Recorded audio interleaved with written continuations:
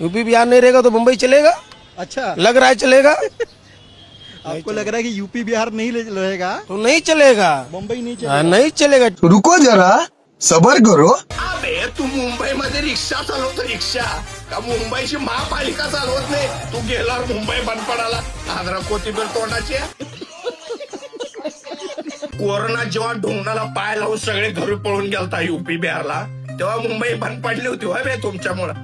आणि जेव्हा सगळं चालू झालं तेव्हा आलात ना जख मारून येतं का? आम्ही आलतो तुम्हाला बोलवायला तुमच्या गावी, हो चला हो तुमच्यामुळे बंद पडायला लागली मुंबई. बात तो सही है. तो तुम अपना मराठी लोग को लाके खड़ा करो गाड़ी चलाने के लिए. मुंबई नहीं हाँ, चलेगा. नहीं चलेगा. टैक्सी रिक्शा वाले कौन है?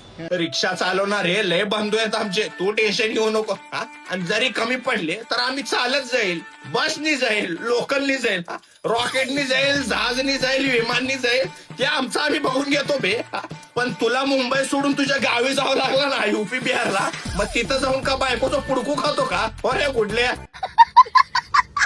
ठीक आहे, जे नवीन नवीन आहेत त्यांचं समजू शकतं, त्यांना एवढ्या लवकर भाषा शिकता येणार नाही. पण हे वर्षानुवर्षे पिढ्यानपिढ्या इथं राहिलेत, अजून वरनं मास दाखवा लागलेत मुंबई आमच्याशिवाय चालणार नाही, असंच नाही. एक वेळेस जर प्रेमाने बोलचाल ना की दादा आम्ही नवीन आहेत, आम्ही शिकतोय मराठी, प्रयत्न करतोय, जरा वेळ द्या आम्हाला.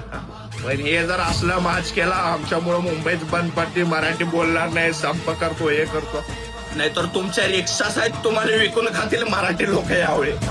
माच इथं माच करायचं नाही, नाहीतर नंगा नाचच यावेळी तुमचं. काय म्हणायचं? जय हिंद, जय महाराष्ट्र.